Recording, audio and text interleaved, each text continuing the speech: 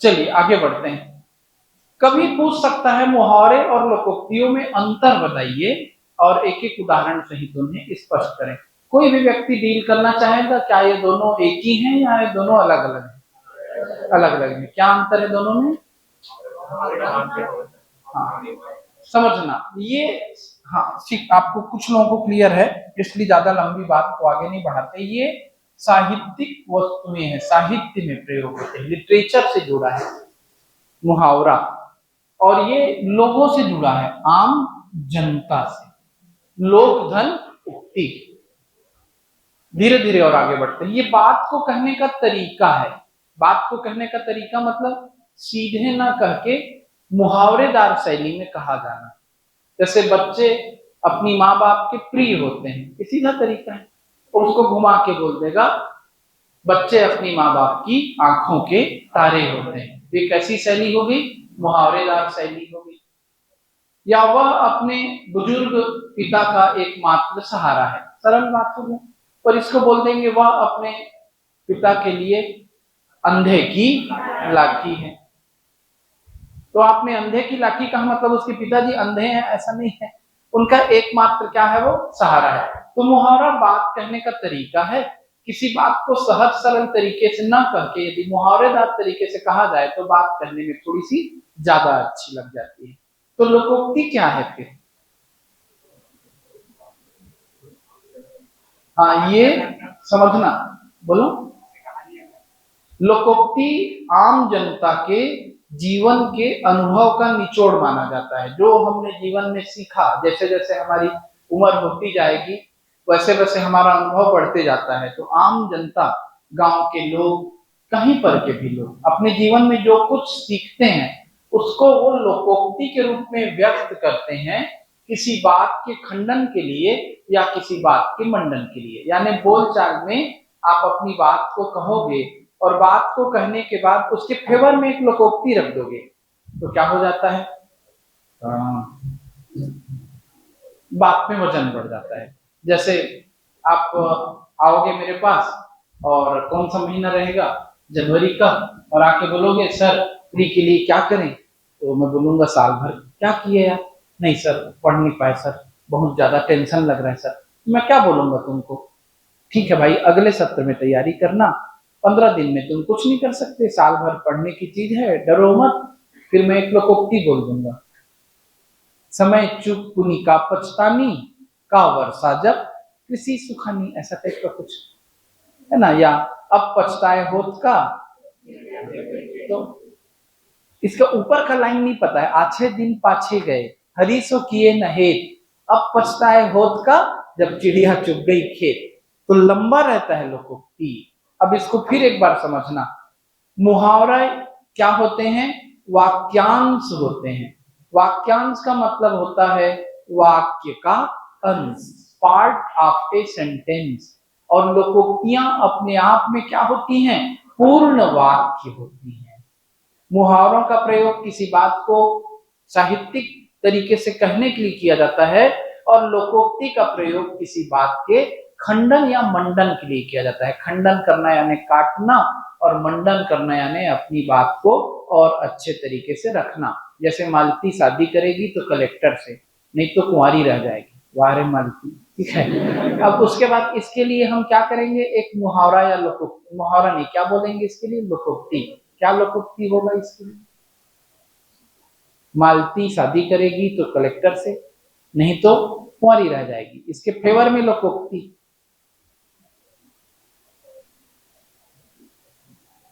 कै हंसा मोती चुगै, कै लंघन करी मर जाए। हंस या तो मोती चुगेगा या बिना खाए मर जाएगा, कंप्रोमाइज नहीं करेगा। हंस जानते हो ना, हंस कैसा पक्षी है? मानसरोवर में पाया जाने वाला, पक्षियों में सबसे विवेकपूर्ण वाला, मोतियों को खाता है बोलते हैं, तो वही जाने, मैं देखा नहीं हूं। तो हंस या तो मोती खाएगा, मोती नहीं मिला तो कीड़ा मकोड़ा नहीं खाएगा तुम्हारे जैसे, तो क्या हो जाएगा? एकदम अपने आप को उपवास रख लेगा, 2 दिन 3 दिन 4 दिन, जब उसको उसकी इच्छा का भोजन मिलेगा तो खाएगा। जैसे हंस वैसी हमारी मालती जीवन भर कुंवारी रहेगी। वो कलेक्टर से शादी करना चाहती है। मुद्दा ये है कलेक्टर उससे करना चाहेगा कि नहीं करना चाहेगा। ठीक है, आगे बढ़े, इसको लिखते हैं, है ना। ये टॉपिक ही ऐसी है, लेकिन इसको छोड़ना मत। देखो, हिंदी को निग्लेक्ट करके छोड़ना मतलब अपने आप को सफलता से दूर ले जाना। इतनी ज्यादा मेहनत करते हैं आप गणित में, साइंस में, अन्य सब्जेक्ट में, क्यों? नंबर्स के लिए। हिंदी सरल है बोलेंगे, ठीक है, मैं कब बोल रहा हूँ कठिन है, लेकिन दिक्कत क्या होगा, आपसे बनता नहीं और आपको ये चयन से दूर ले जाएगा। पूरा मुहावरा लोकोक्ति बनना चाहिए। यदि 10 नंबर का आया तो 10 में कितना मिलना चाहिए? 10 मिलना चाहिए। तो ये आपसे बन सकता है, सीधी सी बात है। 5 या 6 लोकोक्ति मुहावरा आएगा। इस ईयर वाइज दिया है। 2012 में 3 आया था, 2017 में 3 आया, 2018 में 3 आया, 2019 में 3 आया। हर साल 3 आ रहा है। और 3 यदि लोकोक्ति दे देगा मुहावरे के साथ तो कितना हो जाएगा? ये 6 हो जाएगा। तो 6 नंबर यानी काफी नंबर होता है ना। तो अब इसमें ज्यादा मेरे को लेक्चर देने की जरूरत नहीं है, आपसे बनना चाहिए। देखते हैं अभी बना के। दोनों में पहले अंतर लिखिए, मुहावरा और लोकोक्ति में अंतर लिखना है। पहले मुहावरा लिखो। मुहावरा, मुहावरे से आप क्या समझते हैं? ये 2 नंबर का प्रश्न आएगा, तो कुछ नहीं समझते हैं, नहीं लिखना है। लिखो, ऐसा वाक्यांश जो, ऐसा वाक्यांश जो सामान्य अर्थ का बोध न कराकर, ऐसा वाक्यांश जो सामान्य अर्थ का बोध न कराकर किसी विलक्षण अर्थ का बोध कराए, मुहावरा कहलाता है।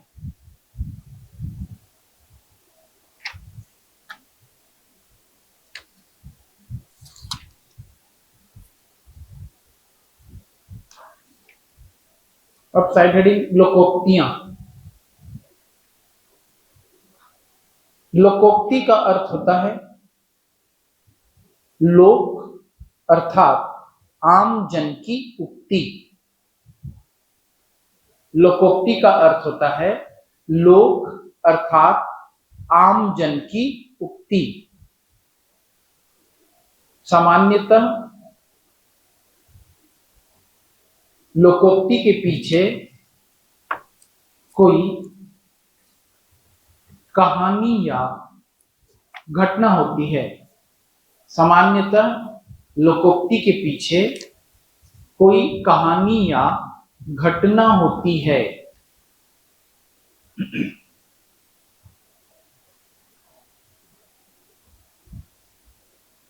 उससे निकली बात बाद में जब लोगों की जुबान पर चल निकलती है, उससे निकली बात बाद में जब लोगों की जुबान पर चल निकलती है, तब लोकोक्ति हो जाती है।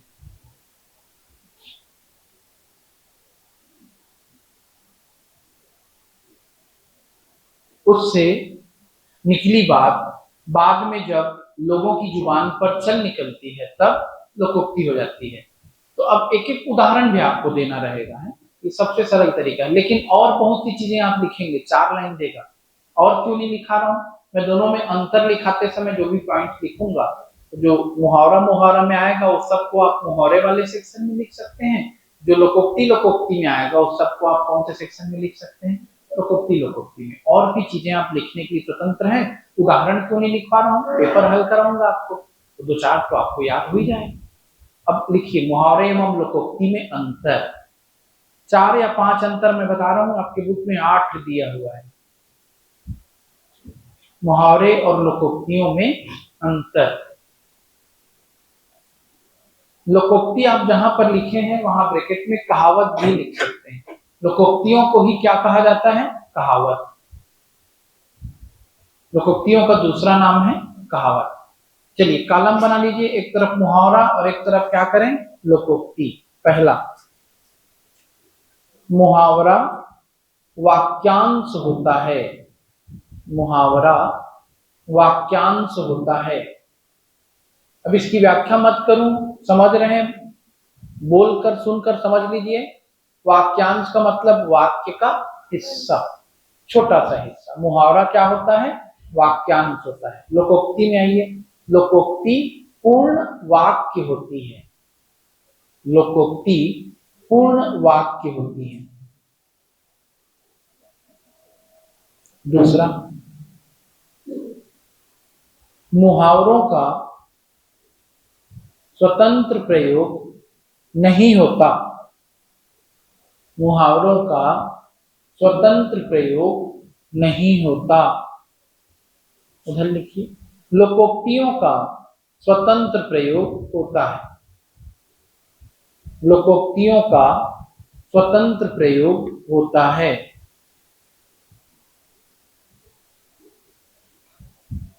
तीसरा, मुहावरे के अर्थ की स्पष्टता के लिए वाक्य प्रयोग करना पड़ता है। मुहावरे की अर्थ की स्पष्टता के लिए वाक्य प्रयोग करना पड़ता है। लोकोक्तियों में, लोकोक्ति वाले साइड में आइए। लोकोक्तियों में अर्थ खुद ब खुद स्पष्ट हो जाता है। लोकोक्तियों में अर्थ खुद ब खुद स्पष्ट हो जाता है। लोकोक्तियों में अर्थ खुद ब खुद स्पष्ट हो जाता है। आगे देखो, एक और लिखिए। मुहावरा बात कहने की रीति या पद्धति है, बात कहने का तरीका। मुहावरा बात कहने की रीति या पद्धति है जो विद्वत जनों के प्रयोग की विषय वस्तु है। साहित्यकार शब्द का भी आप प्रयोग कर सकते हैं।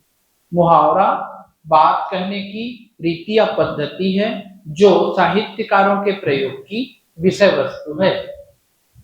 मुहावरा बात कहने की रीति या पद्धति है जो साहित्यकारों के प्रयोग की विषय वस्तु है।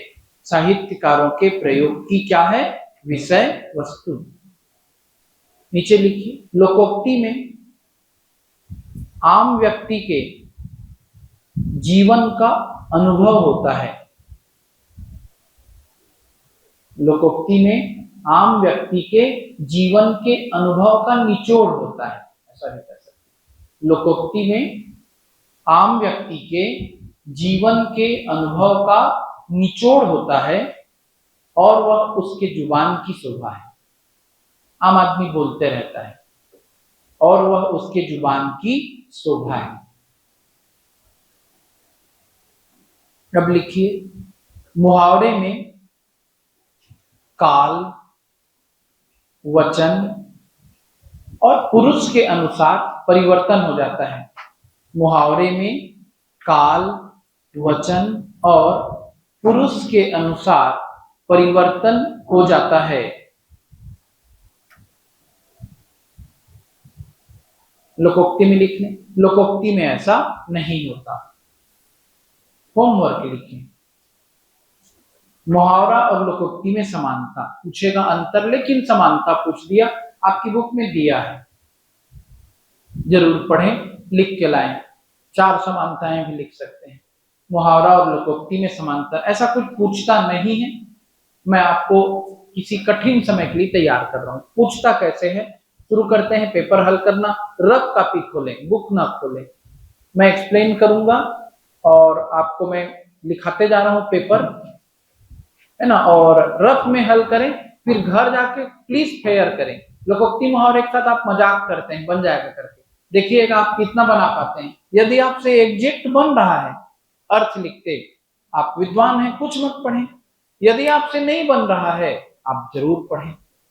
लिखिए 2022, उल्टा शुरू करते हैं, बात आखिरी साल से 2022। कुछ लोग बहुत परेशान थे सोशियोलॉजी में। उन गद्दारों से मुझको कहना है, अभी पढ़ रहे हो कि नहीं? ये कठिन है, वो ये है, लंद है, फंद है, हिंदी तो कुछ न लंद है फंद है, कितने लोग मेरे साथ तक जुड़ के खत्म कर पाए? है कोई ऐसा?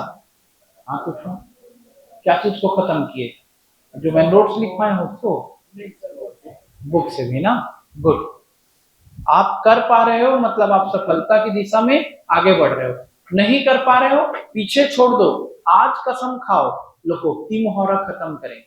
ये भी खत्म नहीं कर पाए एक बुक से, तो हम किस लिए यहाँ आके बैठ रहे हैं फीस देके और दुनिया के सामने दिखावा कर रहे हैं कि हम क्या बनने चले हैं? डीसी डीएसपी कर तो नहीं पा रहे हैं काम।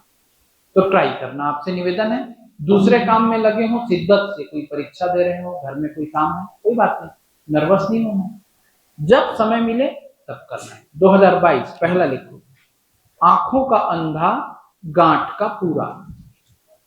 आंखों का अंधा गांठ का पूरा। दूसरा लिखो, ओस का मोती। ओस का मोती। तीसरा लिखो, घोड़ों का घर कितना दूर। घोड़ों का घर कितना दूर। घोड़ों का घर कितना दूर।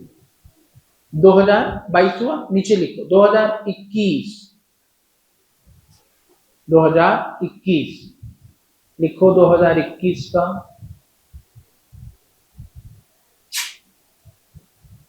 पलक पावड़े बिछाना। पलक पावड़े बिछाना।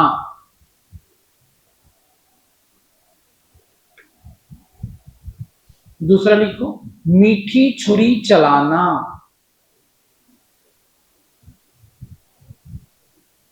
तीसरा लिखो, सात घाट का पानी पीना। सात घाट का पानी पीना।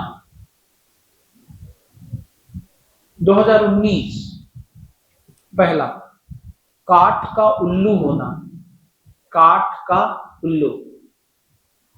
दूसरा, अतड़ियां कुलबुलाना। अतड़ियां कुलबुलाना। तीसरा, भीगी बिल्ली बनना। 2018 पहला, बाल बांका न कर सकना। बाल बांका न कर सकना। दूसरा, सिर मुड़ाते ओले पड़ना। तीसरा, सूरज को दीपक दिखाना। किसको दीपक दिखाना? सूरज को दीपक दिखाना।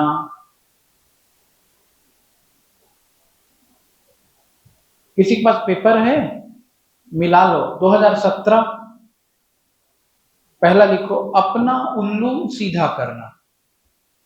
अपना उल्लू सीधा करना।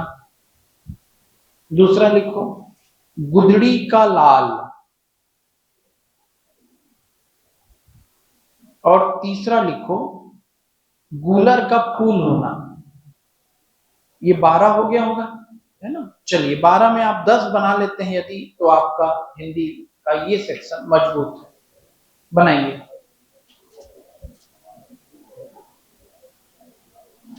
अपना उल्लू सीधा करना। आंसर देखने का प्रयास मत करें, अपनी बुद्धि का प्रयोग करें और बनाएं।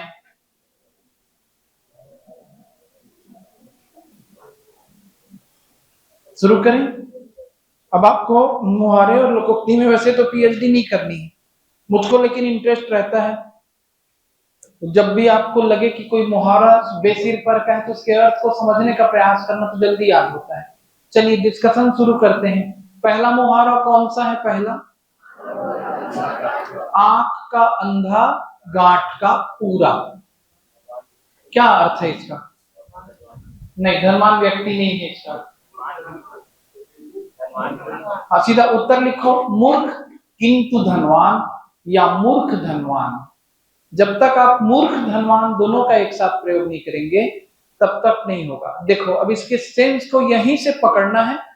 आंख का अंधा, बिना आंख का अंधा तो दया का पात्र है, भाई जिसके पास आंख नहीं है वो तो अंधा ही है, लेकिन जो आंख रहते हुए अंधा है वो व्यक्ति आंख का अंधा है। आंख है पर देख नहीं पा रहे हो सही क्या है गलत क्या है, ऐसे लोग होते हैं मूर्ख, आंख का अंधा। आंख बिना अंधा नहीं, आंख का अंधा। पहला पॉइंट क्लियर हुआ। दूसरा उसमें जुड़ा हुआ है गांठ का पूरा। गांठ क्या होता है? देखिए पुराने समय में पैसों को गांठ में बांधकर रखा जाता था, इसी से मुहावरा बनते गया। यहीं पर और लिख लेना, नीचे जहां पर लिखे आप वहां पर कुछ और मुहावरे लिख लेना। गांठ बांधना और गांठ काटना, इसका मीनिंग समझना। पुराने जमाने का किसी सेठ का कल्पना करो, मारवाड़ी सेठ, बहुत बड़े पेट वाला, धोती पहन के गया है और धोती की अंटी में, धोती की गांठ में पैसा बांध करके रखा है। तो पैसा रखने के लिए अब पॉकेट है, वॉलेट है, फोन पे है, पहले गांठ में बांधकर रखा जाता था पैसा और व्यापार करने के लिए निकला जाता था। तो गांठ का पूरा मतलब किसी के गांठ में बहुत सारे पैसे हैं, यानी कैसा व्यक्ति हो? धनवान है, लेकिन आंख का अंधा, मूर्ख किंतु, या धनवान मूर्ख, ऐसे आदमी की सब खोज में रहते हैं। एक आप दोस्त बना ही लेते हैं, चलना है आप चाय पिला दे, चलना भाई नाश्ता करा दे, तो आंख का अंधा है लेकिन गांठ का पूरा है, तुम उसको ठगे पड़े। वहीं से बना गांठ बांधना, किसी बात को अच्छी तरह से याद रखना। जैसे गांठ में बांध करके किसी सामान को रखते हैं तो उस सामान सुरक्षित माना गया। और गांठ काटना, बहुत चालाकी से धोखा देना। कोई जेब में बांध के सोया है और पॉकेट मार उसका, उस जमाने में पॉकेट काट के ले गया, पैसा इधर उधर मत जाए करके लोग उसको सोते समय भी जो बिजनेस करने निकलता था पैसे को गांठ में बांध के ही इसलिए रखता था कि वो अपने साथ रखे उस धन को। समझ में आ रहा है? तो गांठ काटना मतलब बहुत सावधानी से धोखा देना। मेरे ख्याल से बात आप तक पहुंच गई। इससे ज्यादा जिसको नहीं समझ में आ रहा है वो आंख का अंधा है, गांठ का पूरा है कि नहीं ये मैं नहीं जानता। ठीक, आगे बढ़ो। अगला मुहावरा क्या है बच्चों? ओस का मोती। अपने बुक में सुधारिए, ओस का मोती का मतलब क्या होगा? कीमती नहीं, अत्यंत प्रिय भी नहीं, क्षणिक वस्तु। क्षणिक वस्तु। आपने ओस देखा है? शबनम, शबनम और ओस दोनों एक ही हैं, समानार्थी शब्द हैं। क्या होती है ओस? एक असली मोती होता है जो सीप का मोती है, आपके हाथ में रहेगा, आप उसको गले में भी मोतियों की माला बना के पहन लेंगे। और एक मोती, हाँ बुक में सुधार लें, ओस का मोती अत्यंत प्रिय लिखा है, अत्यंत प्रिय नहीं, क्षणिक वस्तु, क्षणभंगुर वस्तु, जो क्षण भर में नष्ट हो जाए उसको क्या कहते हैं? ओस का मोती। अब इसको समझना है अपने दिमाग में कि मोती एक स्थायी वस्तु है, गोल, सुंदर, चमकीली, चमकीले दाने मोती के। कितने लोगों ने ओस का मोती देखा है? नहीं देखा है। सुबह कितने लोग उठते हैं? 10-11 बजे। सुबह उठकर कभी कोई बगीचे में गया? 5 बजे, 6 बजे। खासकर ठंड के दिनों में, जब ठंड का दिन रहता है तो यदि चौड़ी पत्तियां हैं किसी भी फूल की, खासकर कमल में तो बनता ही है, और भी बगीचे में अच्छे फूल हैं, उस फूल के ऊपर ओस की बूंदें इकट्ठी हो जाती हैं, गोल गोल, और कैसे दिखती हैं? मोतियों की तरह। पर वो मोती सौभाग्यशाली लोगों को ही दिखते हैं जो एकदम अर्ली मॉर्निंग उठेंगे। तो सुबह होने पे वो मोती कहाँ चले जाते हैं? जैसे ही गर्मी आएगी वो भाप बन के उड़ जाएंगे, थोड़ा ही टेम्परेचर बढ़ेगा। नहीं समझ पा रहे हैं? ये मैडम नहीं समझ रही, समझ गई? ओस का मोती कहाँ दिखता है मैडम? गार्डन में, सीप में, समुद्र में, घर में? गार्डन में, पत्तियों पर। लेकिन कितनी देर के लिए दिखता है? क्षण। जैसे पानी का बुलबुला, ओस का मोती यानी क्षणभंगुर वस्तु, और वहीं पर ब्रैकेट में लिखो पानी का बुलबुला। पानी का बुलबुला भी कितनी देर के लिए रहता है? थोड़ी देर के लिए बनता है। पानी का बुलबुला देखे हो? कहाँ दिखता है पानी का बुलबुला? जब बरसात होती है और आप बरसात में यदि किसी मैदान में हैं, खुली जगह पे, और पानी की धार बह रही है, तुम्हारे नाली वाली मत देखने बैठ जाना, तो उसमें गिरते हुए पानी में बबल्स बनते हैं फूटते हैं, बनते हैं फूटते हैं। तो कबीरदास लिखे हैं, पानी केरा बुदबुदा अस मानुष की जात, देखत ही छिप जाएगा ज्यों तारा प्रभात। हमारी जिंदगी भी पानी के बुलबुले की तरह है, जैसे सुबह होने पर तारे गायब हो जाते हैं, वैसे ही अचानक कब हमारा बबल बस्ट होगा और हम इस दुनिया से चले जाएंगे। पानी का बुलबुला क्षणभंगुर वस्तु, ओस का मोती क्षणभंगुर वस्तु, और नीचे लिख लो, ओस चाटने से प्यास नहीं बुझती। लिखो ना, ऐसा आप कंबाइन करके पढ़ोगे तब आपकी जुबान में खेलेंगी चीजें। ओस चाटने से प्यास नहीं बुझती। उत्तर लिखो इसका, बड़ी आवश्यकता बड़ी आवश्यकता छोटे संसाधनों से पूरी नहीं होती। ओस चाटने से प्यास नहीं बुझती। बड़ी आवश्यकता छोटे संसाधनों से या छोटी पूर्ति से पूर्ण नहीं होती। आवश्यकता अधिक और पूर्ति कम, ये वाला सेंस है। आप और बुक से मिला लें और नीचे लिखो, इसी के सेंस में है, ऊंट के मुंह में खीरा, अच्छा जीरा, ठीक, कम से कम याद है, तुम खीरा लिख लिए तो पता चले। ऊंट के मुंह में जीरा लिख लीजिए मैडम, कॉपी के आप और छोर हर तरफ लिख रही हैं, गांधी जी के बाद एक आप हैं, नीचे लिख लेते तो क्या बिगड़ जाता है। ऊंट के मुंह में जीरा, आवश्यकता अधिक पूर्ति कम। ओस चाटने से प्यास नहीं बुझती, ऊंट के मुंह में जीरा, दोनों का एक जैसे अर्थ है। और किनका दो का एक जैसा अर्थ है? ओस का मोती और पानी का बुलबुला। अगला क्या लिखे थे? घोड़ों का घर कितनी दूर, लिख लो, किसी नहीं बन पाया होगा, लिखो, किसी काम के लिए तत्पर होना, किसी काम के लिए तत्पर होना। क्या हो गया बेटा, कुछ बता रही?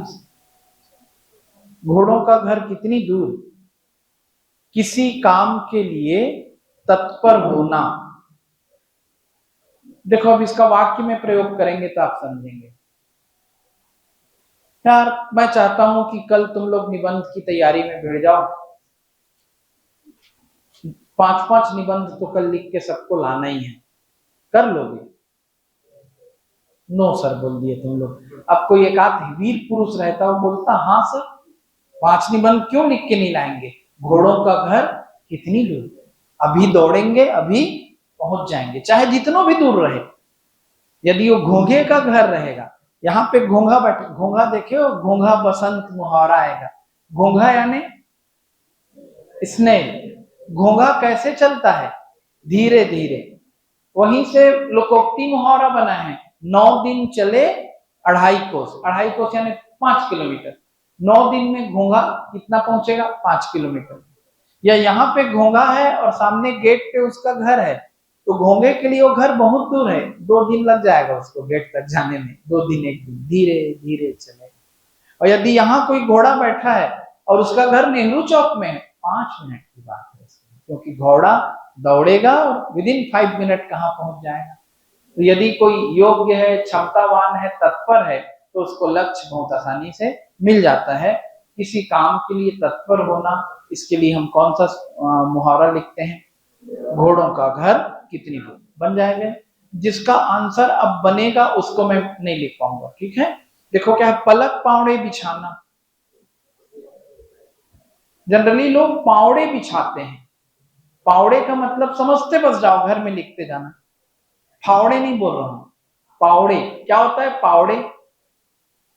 व्यक्ति जिस वस्तु पर पैर रखता है उसको पावड़ा बोलते हैं, पांव से पावड़ा बना।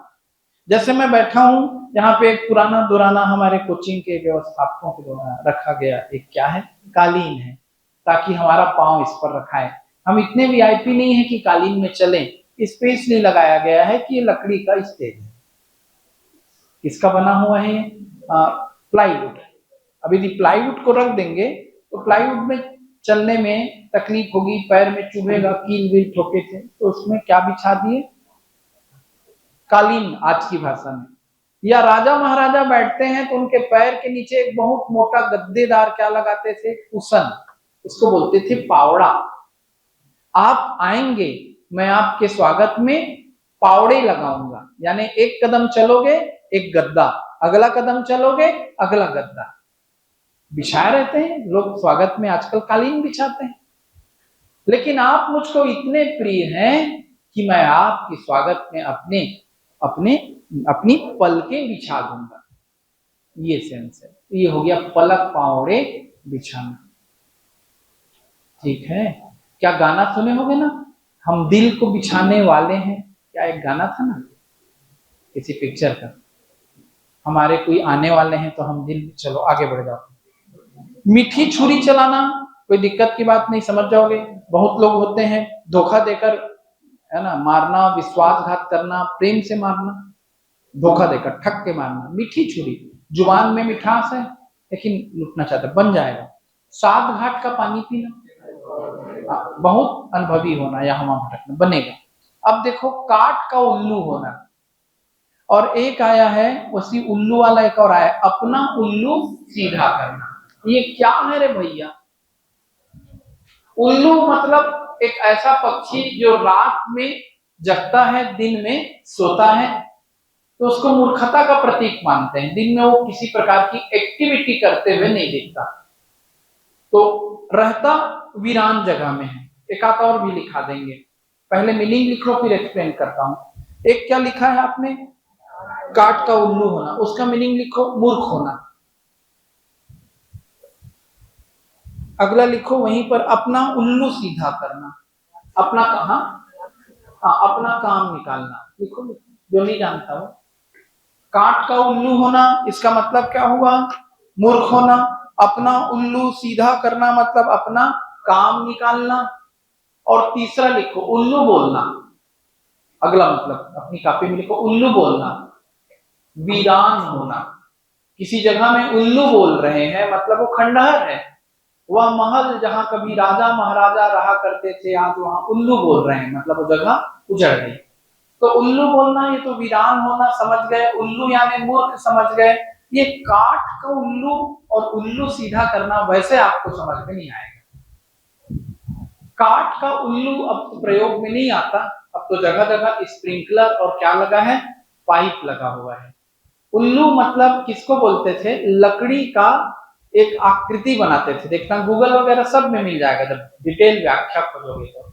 और उसको जो अभी सब्जी वब्जी कितने लोग उगाते देखे हो, कहां पर, बाड़ी में, तो क्या बड़ी बड़ी बाड़ी देखे हो जिसमें पानी जाते रहता है अलग अलग नहर से, अलग अलग क्या बनाए रहते हैं, नहर, और नहर से अलग अलग सेक्शन में क्या होता है, पानी जाता है। उस पानी को रोकने के लिए उल्लू लगाते थे, काठ का उल्लू, उल्लू जैसा दिखते रहता था, लकड़ी का एक तिरछा आकृति। तो वो अपने दिमाग से कभी नहीं चलेगा क्योंकि निर्जीव है, इधर घुमा दिए तो इधर, इधर घुमा दिए तो इधर। काठ का उल्लू यानी जिसके पास कोई अपने ऊपर कंट्रोल नहीं है, मैं चाहूं तो मेरे साथ हो जाओगे, अगला बोलेगा कुछ बात घुमा के तुम उसके साथ चल दोगे 2 मिनट में, तो तुम मूर्ख हुए। और काठ का उल्लू यदि इस डायरेक्शन में है तो पानी रुक गया, मेरे खेत की तरफ नहीं जा रहा है, उल्लू अभी टेढ़ा है और मैं उस उल्लू को सीधा कर दिया तो पानी खुल गया, कहां जाने लगा वो पानी, मेरे रास्ते में। तो इसका 2 जगह से कनेक्शन हो गया है। अपना उल्लू सीधा करना मतलब वो लकड़ी वाला उल्लू है, पक्षी वाला उल्लू नहीं। लेकिन सेंस क्या हुआ, अपना उल्लू सीधा करना यानी अपना काम निकालना, और काठ का उल्लू यानी मूर्ख, और उल्लू बोलना यानी वीरान हो जाना, वहां पर असली उल्लू है। तो कैच कीजिएगा, देखिए मैं कितने मुहावरों और लोकोक्तियों में आपकी मदद करूंगा। आपसे यदि 100 ना बनेगा मैं 100 समझाऊंगा। मुझको कुछ ना कुछ स्टोरी पता है, पर आपको भी बहुत सारा पता है। जो पता है उसको मत पूछिए, जो नहीं पता है उसको कल पूछें। अब ये पूरा वीक एक प्रकार से डाउट वाला वीक रहना चाहिए। लोकोक्ति मुहावरे का डाउट पूछ सकते हैं, समानार्थी का डाउट पूछ सकते हैं, उपसर्ग प्रत्यय का पूछ सकते हैं, जो आपसे ना बने। नहीं पूछेंगे मतलब हो गया। अभी वो आपने क्या लिखा है अगला, अतड़ियां कुल बुलाना, तो ये तो समझाने की बात ही नहीं है। बहुत प्यास लगना, कैसे, चश्मा, अतड़ियां कुल बुलाना, हाँ आप ही को बोल रहा हूँ, ये बीच वाली चश्मा, प्यास लगना नहीं, भूख लगना, लिखो भूख लगना, मैं जानबूझ के बोला था। भीगी बिल्ली बनना, हाँ डर जाना, सहम जाना, बिल्ली को के ऊपर पानी पड़ जाए देखना कैसे करती है। उसके बाद क्या है, बाल बांका न कर सकना, कुछ भी ना मत लिखो, आपसे बने गए। सिर मुड़ाते ओले पड़ना, कार्य प्रारंभ करते ही विघ्न आ जाना, तकलीफ आ जाना। सूरज को दीपक दिखाना, व्यर्थ कार्य नहीं, गुणवान को सिखाने का प्रयास करना। बेटा सही लिखना है, इसीलिए ओवर कॉन्फिडेंस से बचना है। सूरज को दीपक दिखाने के, वैसे है व्यर्थ काम, लेकिन फिर भी आप सूरज को दीपक दिखा रहे हो, यानी गुणवान को समझा रहे हो, गुणवान को कुछ सिखा रहे हो, उसका कोई महत्व नहीं है, तो गुणवान को सिखाना। जहां पर आप अटक रहे हैं, समझ में आ रहे हैं ना, ओवर कॉन्फिडेंस में गाड़ी अटकेगी। आगे देखो, गुलर का फूल होना नहीं, अपना उल्लू सीधा होना हो गया। गुदड़ी का लाल लिखे हो, क्या है गुदड़ी का लाल, उत्तर लिख लो पहले, गरीब के घर प्रतिभावान बालक, तो इसका गुदड़ी और लाल से क्या संबंध है, लाल यानी, ठीक है, लाल बहादुर शास्त्री भी ठीक है।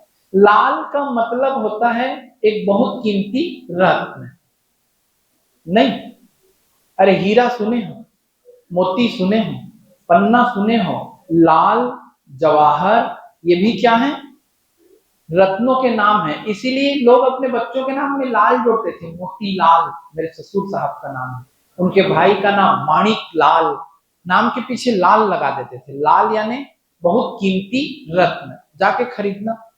कोई भी कीमती रत्न है या कोई भी सोने का कीमती आभूषण है, उसको रखते कैसे हैं, दुकान में मखमल में लपेट के। अरे लड़की लोग या लड़के लोग अंगूठी तो कम से कम खरीदे होंगे, अंगूठी को डायरेक्ट नहीं देता ज्वेलर, उसको एक छोटे से शो केस में रखता है, और शो केस के नीचे में क्या लगा रहता है, लाल कलर का कुशन, यानी वो हुआ मखमल का उसके लिए बिस्तर। किसी के घर में बच्चा पैदा हुआ तो उसका वीआईपी ट्रीटमेंट होता है, स्वागत होता है। जॉनसन एंड जॉनसन का कम से कम क्या बिछाया जाता है, गद्दा, और उसमें अपने लाल को रखते हैं, लाल यानी रत्न और लाल यानी प्यारा बेटा। और यदि किसी गरीब के घर में बच्चा पैदा हुआ तो वो उसको गुदड़ी में रखेगा। गुदड़ी का मतलब होता है कथरी, कथरी भी नहीं जानते, कथरी ओढ़ के घी कितने लोग खाए हो, छत्तीसगढ़ी में भी तो पूछ सकते। कथरी मतलब पुरानी साड़ियों को सिल सिल कर तैयार किया गया गरीब का बिछौना। अब तो गरीब आदमी भी अमीर हो चुका है भारत देश में, अच्छी बात है, लेकिन कथरी बनाते थे साड़ियों से। तो किसी गरीब के घर में बच्चा पैदा हुआ तो बेचारी उसकी माँ उसको किसमें सुलाएगी, कथरी में, गुदड़ी में। तो वो गुदड़ी, और यदि वो बच्चा बहुत प्रतिभावान निकला तो क्या कहलाएगा, गुदड़ी का लाल। लाल बहादुर शास्त्री भी गुदड़ी के लाल थे, ऐसा आपने कहीं सुना होगा। केवल वही नहीं थे, जितने भी गरीब के प्रतिभावान बच्चे हैं। आगे क्या लिखे देखो, गुलर का फूल, तो ये कभी कभी दिखता है, दुर्लभ वस्तु या न दिखाई पड़ना, इसके लिए सेंस आएगा। आस्तीन का सांप भी आपसे बनेगा, मित्र के रूप में शत्रु। चलिए अब बुक खोलिए, ऐसा करने में समय खप रहा है, मैं आपको जितना ज्यादा करा सकता हूं आज कराता हूं, फिर कल डाउट क्लास कर लेंगे। आप और पूछिए, ज्यादा समस्या लोकोक्ति में आती है।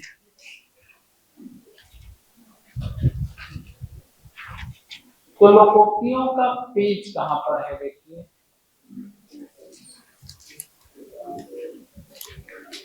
ये लोकोक्ति पेज नंबर 363।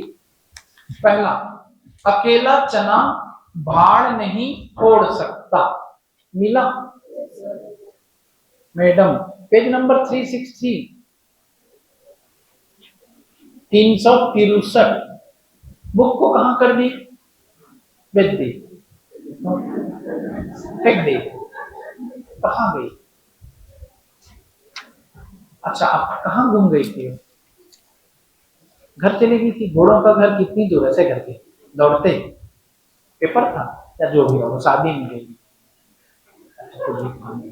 आज बुक ले लेना, कोचिंग से दिया गया है सब।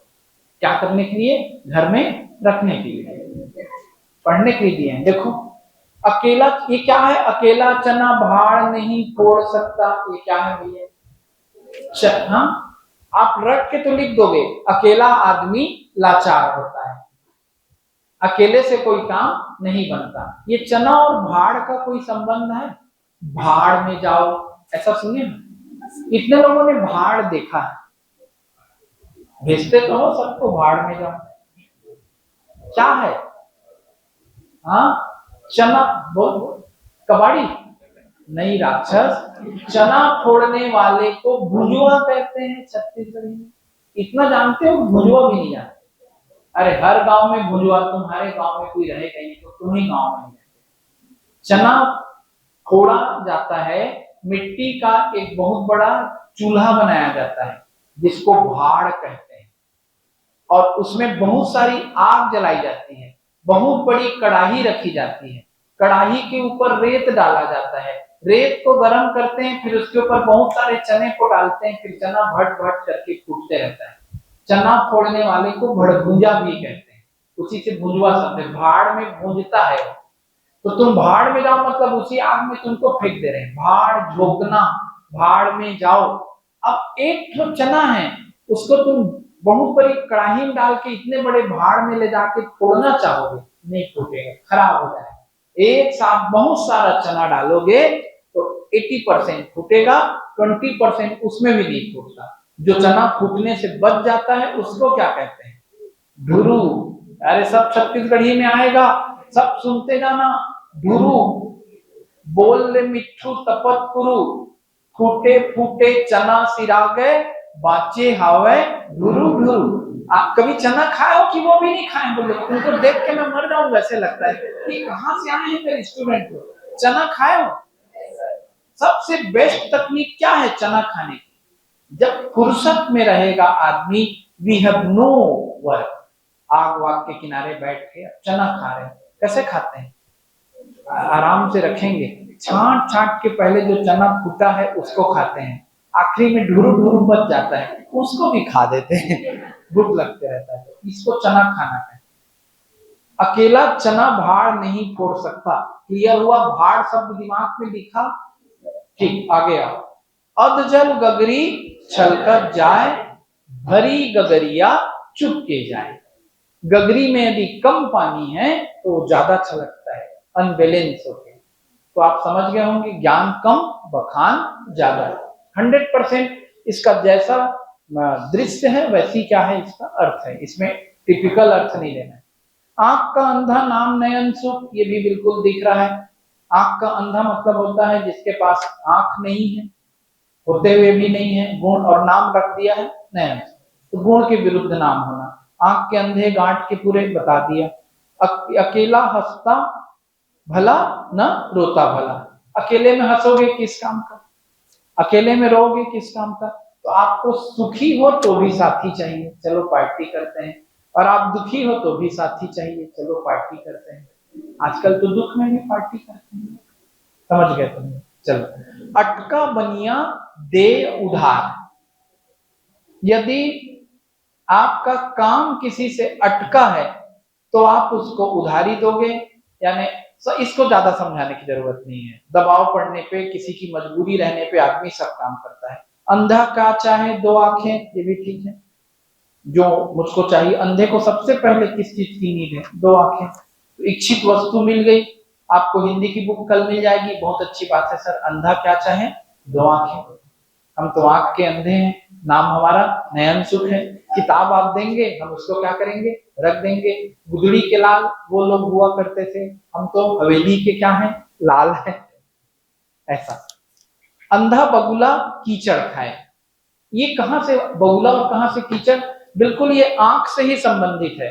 बगुला अपनी निशानेबाजी और अपनी एकाग्रता के लिए प्रसिद्ध है। जैसे बाज को कभी शिकार करते देखे होंगे, वीडियो में देख सकते हो, एकदम उसका अपने एंगल पे, मतलब जो उसका टारगेट है उस बहुत ऊंचाई से उसका क्या रहता है, दृष्टि रहता है, सीधा उसके ऊपर वो अटैक करता है, उसको उठा के उड़ जाता है। वैसे ही बगुला करता है।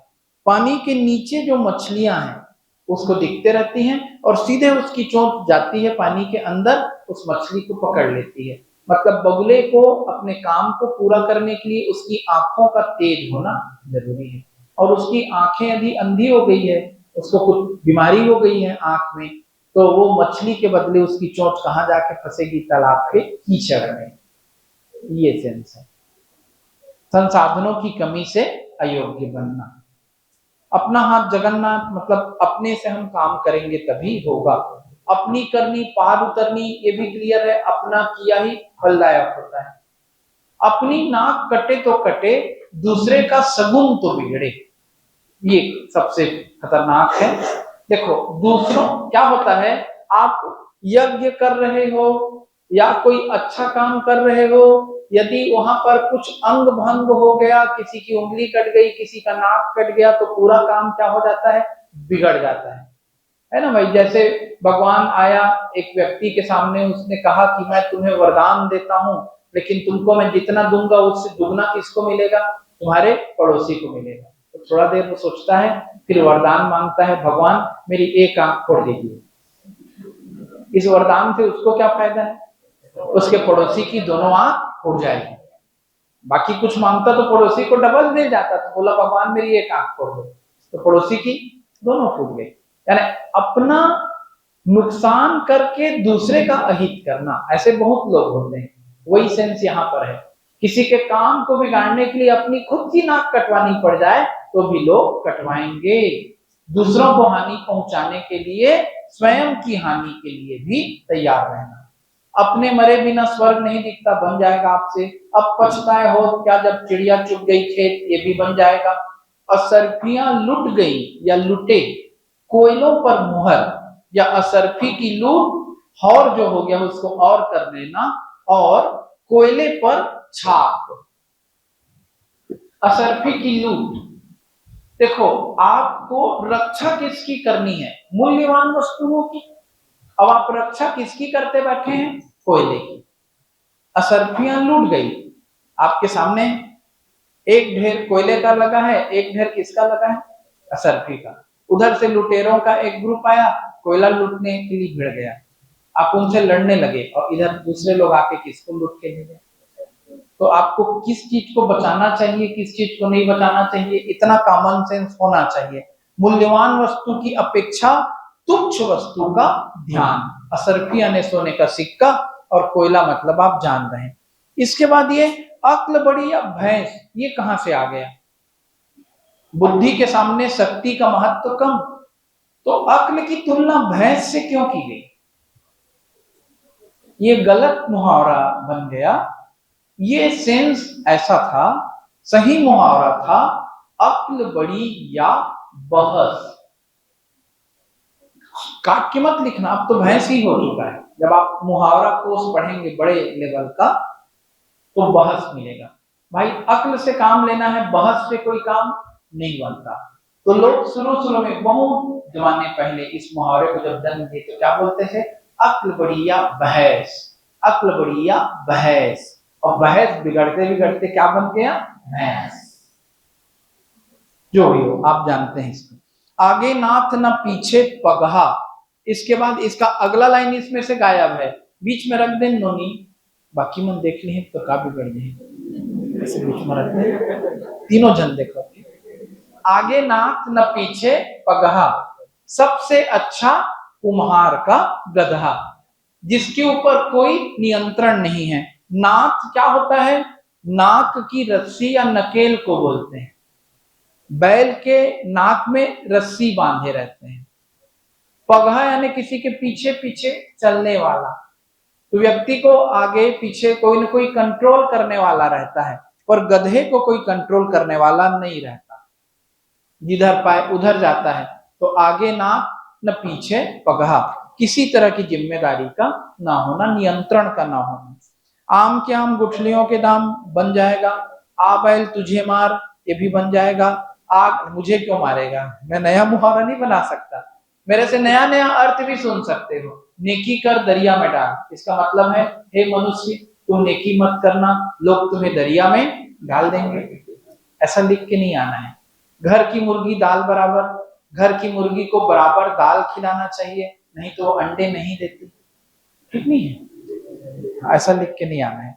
आग लगने पर कुआं खोदना बन जाएगा, आपत्ति के आने पर प्रयत्न करना। आगे कुआं, सुनो यार, जो तुमसे नहीं बनेगा ना मैं उसको लिखता हूँ, मेरे को पता है ऐसे करते रहोगे ना तो तुम लोग फिर पूरा दिन गुजार दोगे। चलिए मैं आपको लोकोक्तियां मुहावरे दे रहा हूं कठिन कठिन, अब उसका आप अर्थ निकालना, और ऐसी नहीं बनेगा तो कल मुझसे पूछना। पहला,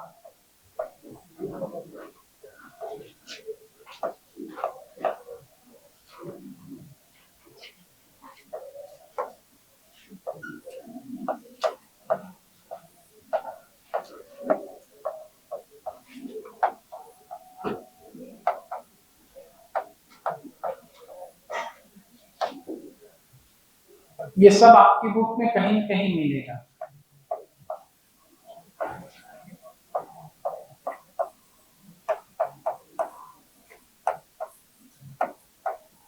ऐसे सबको खोजना, ना बने तो मुझसे पूछना।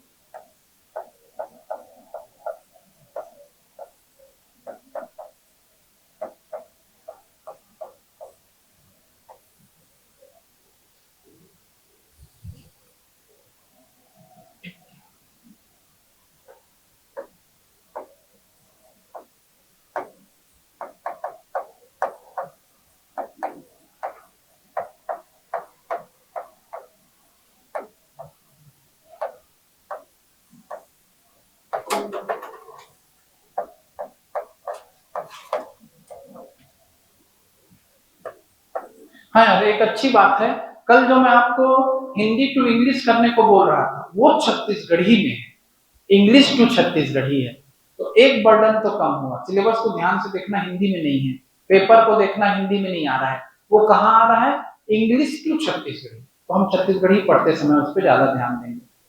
ठीक, आप चाहे तो छत्तीसगढ़ी बुक से अभी से उसको करना शुरू कर सकते हैं। चलिए आगे बढ़ते हैं।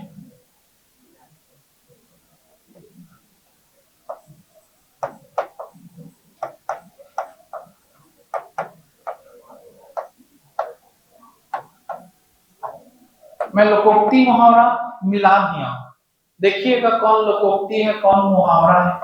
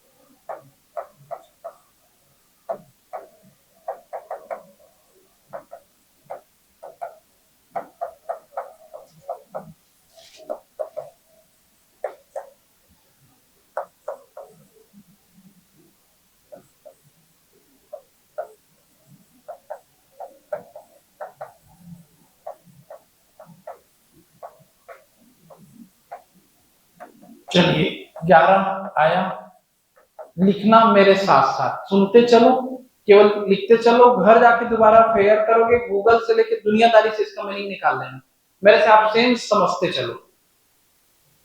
पहला क्या है भाई, एक नागिन अरु पंख लगाए, ये क्या है, एक नागिन, और वो भी कैसा, पंख लगाए। कोई एक्सप्लेन करेगा? बोलो बोलो। एक दोस्त के साथ दूसरा दोस्त, ठीक।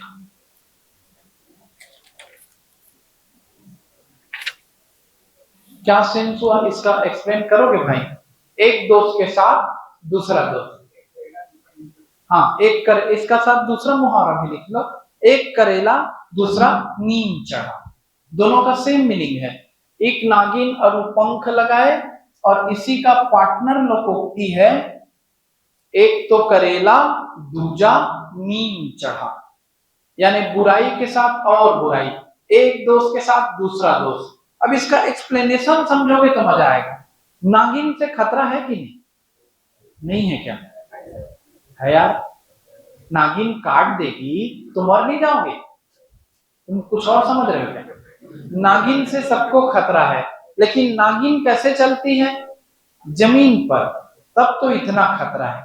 और यदि नागिन को क्या लग गया, पंख, तो उड़ उड़ के काट देगी। तो नागिन को यदि पंख लगा है तो एकदम डेंजरस हो गई। एक दोस्त के साथ कैसा आ गया उसके ऊपर, दूसरा दोस्त। करेला बहुत लोगों का प्रिय फल होगा, सब्जी नहीं है। क्यों नहीं है प्रिय सब्जी? कड़वा है, खाना जरूर चाहिए, क्योंकि वो पेट को बैलेंस करता है। बिटर जितना टेस्ट होता है, बिटर चीजें, थोड़ी कड़वी चीजें, वो क्षारीय प्रकृति की होती है, एसिडिटी को ऑटोमेटिक कंट्रोल करती है। फिर भी करेला अपने कड़वेपन के कारण नहीं खाया जाता, लोगों को करेले से चिढ़ होती है। मेरे ख्याल से अधिकांश लोग चिढ़ते होंगे, कुछ विद्वान लोगों को छोड़ दें। तो करेला कड़वा है। करेले को कभी कहीं पर भी उगाना होगा तो उसकी नार को सहायता देना पड़ता है। नार यानी लता। लता जिस आधार पर टिकती है उस आधार से पोषक तत्व लेती है। यानी एक किसी वृक्ष, किसी मतलब करेला या किसी भी और दूसरे लता वाले पेड़ को, लता वाले पौधे को किसी दूसरे वृक्ष के ऊपर टिकना पड़ता है। तो करेले की नार किसके ऊपर टिकी है? यदि नीम के ऊपर, तो करेला अपने आप में कड़वा, और नीम की कड़वाहट उसमें और घुल गई, तो एकदम जहर जैसा कड़वा करेला होगा। एक दोस्त के साथ दूसरा दोस्त, तो करेला और नीम चढ़ा, वास्तव में नीम के ऊपर ही चढ़ा है वो, उसकी नार किसके ऊपर लिपटी हुई है? नीम के ऊपर। एकदम सेंस क्लियर। चलिए दूसरे पे आइए। अब इसको कौन बताएगा? चटाक चून चौबारे रस्म। ऐसे सबको पढ़ो, ना समझ में आए पूछो मुझसे। चून यानी चूना नहीं, चून यानी चूर्ण, चूरन। तो यदि वो चूने का चूर्ण है तो भी वो चूर्ण है, और यदि गेहूं का चूर्ण है तो भी वो चूर्ण है। आटे को भी चून कहा जाता है। चून यानी चूना, लेकिन चून यानी चूर्ण। किसका चूर्ण भाई? गेहूं का चूर्ण। आपके घर में कितना आटा है? एक छटाक। छटाक यानी कितना? 50 ग्राम। 50 ग्राम नहीं समझोगे, एक पाव समझते हैं। एक पाव आटा है, और तुम भंडारे का आयोजन कर रहे हो रामनवमी के दिन, ठीक? और मोहल्ले में यानी गांधी चौक में हल्ला किए हो, या चौबे कॉलोनी में, आज मैं भंडारे का आयोजन कर रहा हूं शाम के 5 बजे। कड़ाही लिए, तेल लिए, चारों तरफ हल्ला करके राइट 5 बजे बैठे, भंडारा शुरू किए। कितने देर चलेगा तुम्हारा भंडारा? 5 मिनट चलेगा। 2-4 जने आएंगे, एक पाव आटा से कितना पूरी बन जाएगा ये भी नहीं पता, बोल दोगे सब इंग्लैंड से आए हो। एक पाव आटा से कत्का पूरी बनी होगी? नहीं मालूम, मैं खाता हूँ बनाता हूँ थोड़ी सर से करके। कौन लड़की है जो घर में काम करती है यहाँ? कोई नहीं करते बोलेंगे, तब खाते हैं हम लोग करके। इतना बनेगा मैडम एक पाव आटा से? 50-60 लोग तो खा ही लेंगे। 5-6 पूरी बनेगा, 10 ठो बना दोगे छोटा छोटा, और क्या करोगे? जान को दे दोगे एक पाव आटा में। कितना देर चलेगा 10 ठो पूरी? 5 मिनट। फिर आप वापस आओगे कोचिंग सेंटर और बोलोगे मैं भंडारा किया, इतना लोग आए, 5 मिनट में खत्म हो गया मैं जितना रखा। ये है दिखावा। यदि तुम्हारे पास एक छटाक आटा है तो तुम बीच चौराहे में रसोई क्यों लगाए हो? चुपचाप घर में बैठो। लेकिन आदमी बहुत लोग ऐसा भी करते हैं, दान करेंगे 200 का और हल्ला करेंगे 2 लाख का। तो ये कहलाता है छटाक चून चौबारे रसोई। और ऐसी ये भी है, घर में नहीं दाने बेबे चली भुनाने। इसमें बेबे क्या है? वेबसाइट नहीं है। बेबे यानी अम्मा, पंजाबी में बेबे बोलते हैं। अम्मा देख तेरा मुंडा बिगड़ा जाए। फिर उसके बाद दूसरा लाइन आता है, बेबे देख तेरा मुंडा। बेबी नहीं है, बेबे है। जो बेबी लोगों को दनादन दे दे उसको क्या बोलते हैं? बेबे। खाए होगे ना मार घर में? कोई ऐसा नहीं है जो ना खाया हो। बेबी बेबा सब मार खाते हैं माता राम से। तो घर में नहीं दाने, 2 प्रकार से इसका वैसे तो निगेटिव सेंस ही है। घर में है नहीं, और अम्मा क्या करने निकली है? एक झोला लेके। कहाँ जा रही है? चना भुनवाने जा रही हूँ, बच्चों को आज पार्टी कराऊं। तो तेरे घर में है नहीं है, तेरे झोला में कहाँ से आएगा? इसको बोलते हैं दिखावा। ये भी घर में नहीं लगता पान खाए अलबत्ता। घर में कपड़ा नहीं है, पान खा के कहाँ घूम रहा है? मैदान में। ये सब क्या है? दिखावा है ना। और गरीबी में भी करना पड़ता है।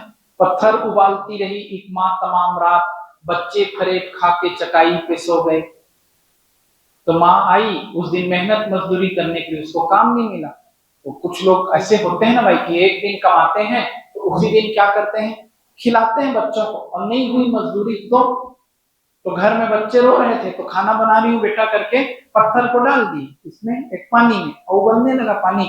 चलो जब तक खाना बनेगा कहानी सुनाती हूँ। बन रहा है, आज बहुत अच्छा चीज बना रही हूँ, टाइम लग रहा है। बच्चों को कहानी सुनाते रहे। थोड़ी देर में सो गए बच्चे, खाना बन रहा है इस इंतजार में, और नहीं बन रहा है करके जानते तंग करते। दूसरे दिन उनके उठने से पहले फिर काम पे चली गई। तो बच्चों को उसने क्या खिलाया? फरे, मीठा फरे। ऐसी सब खतरनाक परिस्थितियां भी होती है। अब देखो, अरण्य चंद्रिका निष्प्रयोजन पदार्थ। अरण्य यानी जंगल और चंद्रिका यानी चांदनी। आपने इसका सरल रूपांतरण सुना होगा, जंगल में मोर नाचा किसने देखा। वैसे क्या है ये? अरण्य चंद्रिका, जंगल की चांदनी हमारे किस काम की? ऐसा। अरण्य रोदन, जंगल में जाके रोगे तो क्या तुम्हारी समस्या का हल होगा? या जंगल में रोगे तो कोई मदद नहीं मिलेगी, तो फालतू आदमी के सामने रोगे तो भी अरण्य रोदन है। उसके सामने रोना यानी जंगल में जाके रोना, तो कुछ सुनेगा नहीं। और उसी के लिए फिर एक सरल मुहावरा आया, अंधे के आगे रोना, जिसको दिखता नहीं। अंधे का मतलब यहाँ पर मूर्ख, उपेक्षा करने वाला, चीजों को ना समझने वाला, ये सब सेंस आ रहा है। अंधे के आगे रोगे, अंधे के ऊपर फर्क नहीं पड़ेगा। अपना दीदा खोना, आप अपनी आंखें खो दोगे। दीदा यानी आंख, यहाँ पर वही सेंस है, क्योंकि इसी से ये फारसी लैंग्वेज आके यहाँ पर एंट्री कर दिया। दीदार शब्द बना है, दीदा और दीदार। दीदा से क्या किया जाता है? दीदार किया जाता है। दीदार करना यानी देखना। तो अंधे के आगे रोना, अपना दीदा खोना। ये भी सेंस समझ में आ गया। इसका एग्जैक्ट मीनिंग आप लिखोगे, मैं पूछूंगा कल। समझाना अलग है, वर्ड टू वर्ड मीनिंग लिखना अलग है। बाह गहे की लाज, सेंस बता रहा हूं। बाह गहना यानी हाथ को पकड़ना। कहां पर से पकड़ना? यहां से। ये बाह है। तो जनरली पुराने जमाने में बाह गह कर लोग क्या कराते थे? नदी पार कराते थे। बहुत पानी है नदी में। आज के जमाने की बात नहीं, बहुत पहले नदियों में जब बांध नहीं बनते थे, पुल नहीं बनते थे, बहुत मुश्किल होती थी, तो बांह गह के किसी को ले आते थे, चल मैं तुमको बाहर करा दूंगा इस पार से उस पार। तो अपने दोस्त का बांह पकड़ लिए, धीरे धीरे तुम्हारे भरोसे और उसको तुम लेके आगे बढ़ते जा रहे हो। बीच धार में पहुंचोगे तो नदी का पानी तेज और गहरा हो जाता है, और उस गहरे पानी में छटपटाए तो अपनी चिंता हुई, दोस्त को छोड़ दिए, अपना निकल लिए, दोस्त बीच धार में बुहा गए। तो तुमने बाह गहे की लाज नहीं रखी। बाह गहे की लाज रखना मतलब अपनी जिम्मेदारी निभाना, अपना वचन पूरा करना, अपनी दोस्ती निभाना। सेंस खोजना, बुक से लिख के लाओगे इसका मीनिंग, मैं समझा रहा हूं। नाक पर सुपारी तोड़ना, कड़ी मेहनत करना। वाह रे बेटा, कड़ी मेहनत करेगा, अपने नाक पे आदमी सुपारी तोड़, तेरे नाक पे तोड़वाता हूं मैं चाह के। नाक पे सुपारी तोड़ना यानी बहुत परेशान करना। मेरी नाक में दम मत करो, जाओ यहां से। वैसी बच्चे जब परेशान कर देते हैं तो बोलते हैं नाक में दम क्यों कर रहे हो। सेम, मेरी नाक पे सुपारी मत तोड़ो, भगो यहां से तुम लोग। तो नाक पे सुपारी तोड़ना यानी परेशान करना। मेहनत लगेगी इस पे कमांड लाने के लिए। ऊंट की चोरी निहुरे निहुरे, इसको एक्सप्लेन करो, दिमाग लगाओ खूब, जितने ऊंट लोग हो। ऊंट की चोरी निहुरे नहीं। देखो, ऐसा काम जो छिपाया ना जा सके उसको छिपा के करने का प्रयास करना। देखिए, ऊंट को कहां रखते हैं? अस्तबल होता है घोड़ों का, वैसे ऊंटों का भी अस्तबल होगा। बड़ी राजस्थान जाओगे तब न दिखेगा। बड़े बड़े क्या बनाए जाएंगे? Boundary wall. ऊंटों के लिए बड़ा सा मैदान बनाओगे, जिसके पास 150 ऊंट है, तुम्हारे पास तो एक तो नहीं है, तो जिसके पास ऊंट है वो ऊंट को रखेगा अपने बड़े मैदान में बाउंड्री वाल बना के। जिसके पास गाय है, गाय को रखेगा। घोड़ा है, घोड़े को रखेगा। तो ऊंट के लिए ऊंची ऊंची बाउंड्री वाला क्या बनाया जाता है? बहुत बड़ा अहाता। अब उसमें चोर घुस रहा है, तो अहाते के किनारे कैसे घुसेगा वो? अपने सिर को नीचा करके बैठे बैठे, ताकि अंदर कोई मुझको देख ना ले। यहां तक की होशियारी तो ठीक है। निहुरना यानी झुकना, तो आप एंट्री तो निहुर करके करोगे। अब वहां से किस चीज को चुराने जा रहे हो? ऊंट को। तो क्या झुक के चुरा सकते हो ऊंट को? ऊंट तो इतना बड़ा जानवर है कि दूर से दिखेगा। तुम ऐसा उटपटांग काम कर रहे हो, छुपा के करने का प्रयास कर रहे हो जो छुप नहीं सकता।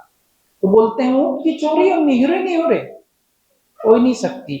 ऐसा काम जो छुपाया ना जा सके उसको तुम छुपा के करने का प्रयास कर रहे हो। छत्तीसगढ़ी में भी ऐसी बनेगा, मही मांगे जाए और ठेकुआ लुकाए। तुम मंगने जा रहे हो, चलो मंगते तक तो ठीक है।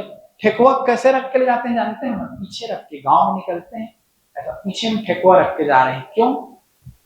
सामने वाला पूछेगा ना, ठेकुआ ठेकुआ जानते हो? क्यों भी नहीं जानते? ये भी नहीं जानती है जो आंगन। देखो, ठेकुआ यानी दोहनी। दोहनी भी गलत हो गया।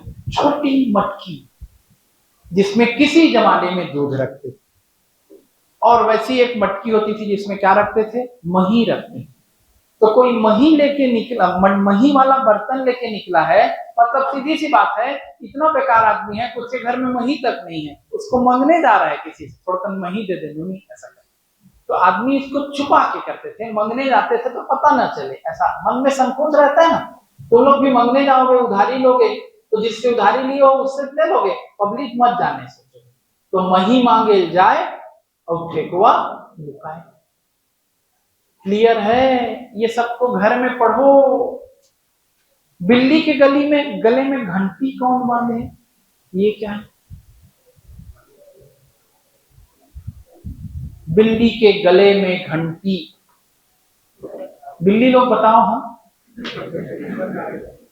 दुष्कर कार्य ये कैसे आया? देखो, एक कहानी है, कहानी से लोकोक्तियों का जन्म होता है। चूहों की मीटिंग हुई, और ये मीटिंग में बहुत गंभीर विषय था। बिल्ली आती है, हमारे बीच से किसी न किसी एक चूहे को पकड़ कर ले जाती है। हमें पता ही नहीं चलता बिल्ली कब आती है, चुपचाप घात लगा कर आती है, और हमारे ग्रुप के चूहे एक एक करके क्या हो रहे हैं? खत्म हो रहे हैं। इस समस्या का हमें हल निकालना पड़ेगा। बहुत देर तक सोचते हैं सब, फिर एक चूहे ने उपाय बताया। देखो, हम एक घंटी लाते हैं कहीं से और उसको बिल्ली के गले में बांध देते हैं, तो बिल्ली जब भी आएगी हमें घंटी की आवाज सुनाई देगी, हम सारे चूहे भाग जाएंगे। चूहों की योजना की ताली बजाकर खूब प्रशंसा की गई। ऐसा लगा कि अब उन्हें बिल्ली से मुक्ति मिल जाएगी, परंतु आज तक वह कार्य सफल नहीं रह सका। क्यों? अब प्रश्न ये था, भैया बिल्ली के गले में घंटी कौन बांधे? जो मुसवा जाएगा घंटी बांधे, उसको खा नहीं देगी बिल्ली तुरंत। तो बिल्ली, ये मीटिंग चूहों की है, उससे बना हुआ मुहावरा है लोकोक्ति है। तुम बिल्ली गले में घंटी बांधने जा रहे हो, तुम्हारा लेबल लेकिन चूहे का है, तुम कैसे बांध पाओगे? ऐसा शेरों के मुंह किसने धोए?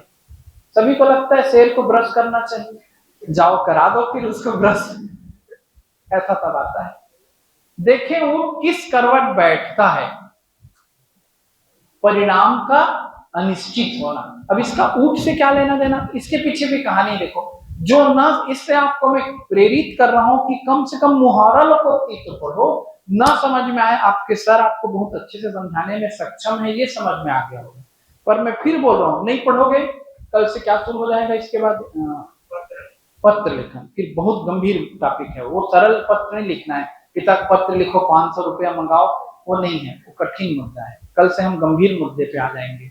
चाहो तो कल परसों डाउट रहेगा, जितना डाउट रहेगा पूछ लेना। तुम्हारा डाउट रुक गया, टाइम हो चुका है, 5:30 बज रहे हैं, तो आप कल डाउट पूछें। कल डाउट क्लास ही रखेंगे। यदि डाउट नहीं रहा अधिक संख्या में, तो कल से क्या शुरू हो जाएगा, पत्र लिखन। 2 लोग ऊंट को किराए पर लिए, पुराने जमाने की बातें हैं, ऊंट को किराए पर लिया जाता था, गधे को भी किराए पर लिया जाता था, घोड़े भी किराए पर लिए जाते थे, बैल और बैलगाड़ी भी किराए पर ली जाती थी। जैसे तुम लोग अभी क्या किराए पे लेते हो, 4 व्हीलर, कहीं आना जाना रहता है, तो कोई बहुत बड़ा आश्चर्य नहीं, हर कोई गाड़ी बुकिंग करके जाता है। तो पहले ऊंट बुक करते थे, हर किसी के पास नहीं रहता था। बाइक भी बुकिंग करते हैं, जानते हो नहीं, आपको आश्चर्य। अच्छा, साइकिल भी तो किराए से ही होगे बचपन में।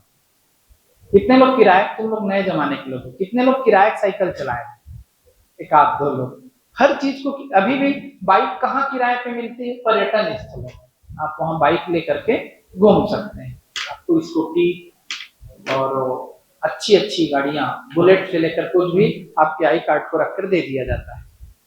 तो ऊंट को किराए पर 2 लोगों ने लिया, एक तरफ था सब्जी बेचने वाला मरार, और एक पार्टनर था उसका बर्तन बनाने वाला कुम्हार, चक्रधारी। वो मिट्टी का घड़ा बनाया था। एक तरफ ऊंट के क्या भर दिया, वो ऊंट का 2 हिस्सा होगा ना, एक तरफ क्या रख देगा, वो पूरा मिट्टी का बर्तन लाद दिया, और एक तरफ मरार पूरा हरी हरी क्या लाद दिया, लाल भाजी, पत्ता गोभी, और क्या लाद दिया, पालक, मूली। तो ऊंट दोनों के सामान को लेके किधर चला, मार्केट की। मार्केट में कुम्हार को क्या बेचना है, घड़ा, और मरार को क्या बेचना है, भाजी। तो ऊंट आगे जाता था, और उसकी गर्दन बहुत लंबी होती है, थोड़ी देर में वो घूमता था, तो हरी हरी उसको क्या मिल जाती थी, सब्जी, वो खा देता था। फिर बढ़िया उसको खाते खाते चलते रहता था। तो जितने बार वो खाता था पलट के, उतने बार कौन हंसता था उसके ऊपर, कुम्हार। मजा आ गया यार, ऊंट को किराए में ले जा रहे हैं, मजा आ गया यार, क्या सीन है। तो 2 बार बोला और 3 बार बोला, उसके बाद एक डायलॉग दिया, जैसे हनुज दिल्ली दूरस, वैसी एक डायलॉग दिया उसको मरार। क्या बोला, देखें ऊंट किस करवट बैठता है। इसका कुम्हार से क्या लेना देना। ऊंट जब ज्यादा खा लेता है तो आराम करता है, उसके भाजी को खूब खा लिया, और ऊंट बैठता है तो एक तरफ ढलंग के बैठता है। यदि वो सब्जी साइड बैठता तो कोई दिक्कत नहीं, सब्जी खराब नहीं होती, खराब होती फेंकने लायक नहीं होती। वो बैठ गया किधर, बर्तन साइड, तो कुम्हार का सारा बर्तन टूट गया। तो दूसरे की मुसीबत पे हंसने वालों, तुम्हारे साथ भी बुरा हो सकता है। जीवन में सबका परिणाम क्या रहता है, अनिश्चित रहता है। ये ऐसा मुहावरा सब बनता है, देखें ऊंट किस करवट बैठता है। तो आप मेहनत करें, आप मुझसे जितना पूछते हैं लिख के लाइएगा, बोर्ड में लिख दीजिएगा, मेरे आने से पहले पीपीटी बना दीजिएगा। सब बना लेते होंगे पीपीटी से। इसमें अपन क्या कर देंगे, आपके पास 10 डाउट है, आप यदि पीपीटी बना सकती हैं, बोर्ड में उसको प्रिंट आउट कर दीजिए, फटाफट मैं बताते जाऊंगा, लिखने से बच जाएंगे।